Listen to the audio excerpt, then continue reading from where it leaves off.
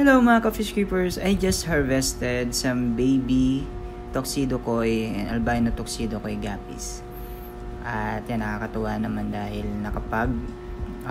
palaki na tayo ng konting mga fry.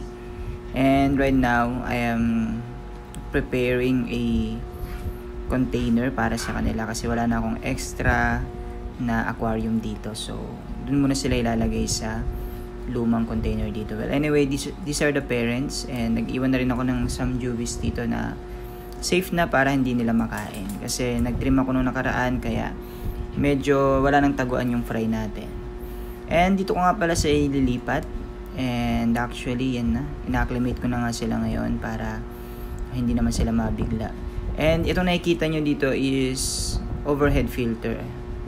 Yan, hang-on back pala, hang-on back. Pero pinalitan ko yan ng aerator na lang dahil baka higupin kasi yung mga baby fries. So, pinalitan ko na siya ng aerator na lang.